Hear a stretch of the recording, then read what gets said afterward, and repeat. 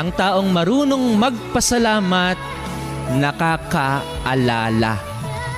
Hindi ulyanin sa kabutihan na kaniyang natanggap sa ibang tao.